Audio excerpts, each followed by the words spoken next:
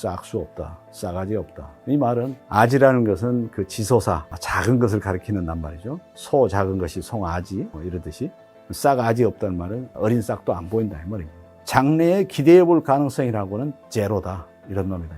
이건 어마어마한 폭력이죠.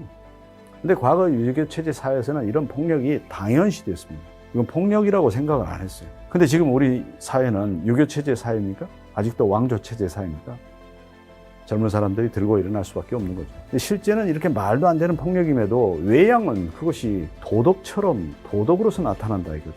이 유교 체제 가치관을 미처 정리하지 못하고 있는 상황에서 유사 도덕으로 행세하는 그런 문화라고 저는 진단합니다. 유교 체제 문화에서는 최고 가치가 영속하는 겁니다. 오래 지속되는 거예요. 그게 정치 체제이든 개인의 목숨이든 하여튼 오래가는 게 최고입니다. 그런 가치관은 자기 존재의 완벽성, 완전성을 의심하지 않기 때문에 만들어집니다. 내가 완전체인데 이 완전한 것이 오래 가야 된다 이거죠. 만약 자기 존재의 완전성을 의심한다면 영속할 가치는 없죠. 영속할 수도 없고. 그래서 유교체제 사람들이 소위 복 중에 제일 큰 복, 수지 않습니까? 오래 사는 거. 이 오래 사는 것을 최고 가치로 삼는 것도 자기 완전성을 전혀 의심하지 않기 때문에 그게 나오게 됩니다. 그런 것은 조금도 의문을 품지 않는 것이 유교 문화권의 일반적인 문화적인 문법입니다. 완전성을 의심할 수 없는 어떤 존재가 영속하려면 그 완전성이 유지돼야 됩니다. 그 완전성이 유지되려면 질서 유지가 필수이죠.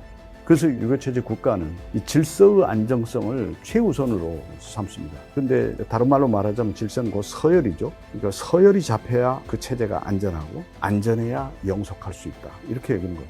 그래서 그 서열의 기준이 벼슬입니다. 위계. 이 위계를 그래서 어지럽히는 일은 체제 거부.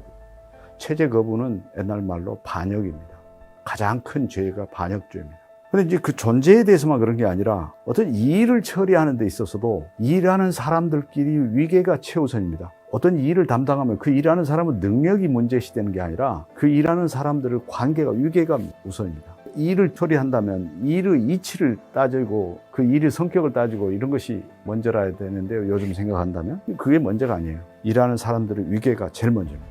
그런 위계를 생각하지 않으면서 야 일만 생각합시다 이렇게 주장하는 것은 반역이나 마찬가지입니다. 그래서 흔히 우리 사회에서 들을 수 있는 말, 야, 네 말이 아무리 옳다 하더란 말이야. 너 임마 그게 말버릇이 뭐야? 이렇게 나가버리면 대화는 거기서 끝장이 납니다. 위계가 높은 것, 세상에 그 높은 위계보다 능가하는 파워는 아무것도 없습니다. 그러니까 모든 대인관계에서, 모든 사회적 관계에서 위계를 최우선적으로 존중하지 않는 사람은 배척당합니다. 적극적으로 배척해내야 될 존재가 바로 위계를 모르는 놈, 위계를 외면하는 놈. 그게 표현으로 나오는 말이 싸가지 없는 놈이 되는 거예요. 이게 유교체제 사회가 효율을 낼 수 없는 가장 큰 이유가 바로 일 자체에 대한 효율을 따지는 게 아니라 위계 먼저 따지는 것. 이게 위계가 분명하면 위계대로 하면 되니까 갈등이나 충돌이 생길 까닭이 없습니다. 문제는 위계가 분명하지 않을 때, 벼슬이 분명하지 않을 때, 그때가 이제 문제가 된 거죠. 그때는 나이가 위계 대신을 합니다. 촌놈은 나이가 벼슬이라는 말은 그래서 나오는 거죠. 그렇게라도 위계를 지어놓지 않으면 안정성을 유지할 수 없다 이거죠. 연장자는 연하자한테 위계를 확인시켜주는 게 먼저 가장 관계의 기초입니다.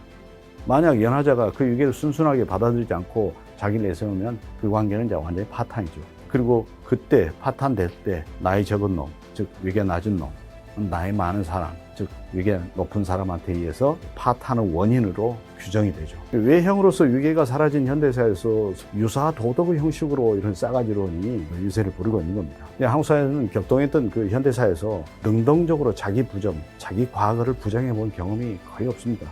이웃나라 중국과 일본을 보자면요.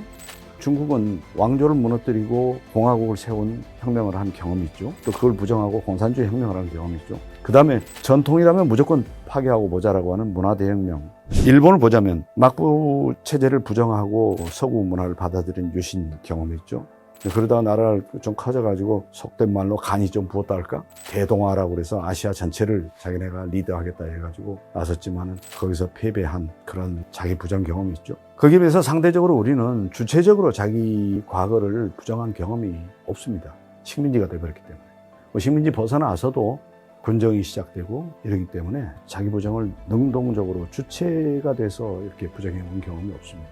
그런 가운데 이제 경제적 형편이 나아지니까 우리 것이 좋은 것이요 라는 구호로서 무조건적인 복고 이런 경향이 나타나고 있거든요. 그래서 우리는 우리의 미래를 어떤 사회로 지향할 것인지, 과거 왕조 체제하고 단절됐으면, 유교 체제의 왕조하고 단절됐으면 이것을 어떤 사회로 앞으로 이제 지향할 것인지에 대한 능동적이고 주체적인 고민, 그것은 과거 사회에서 부정해야 될 것을 부정하는 그것부터라고 봅니다.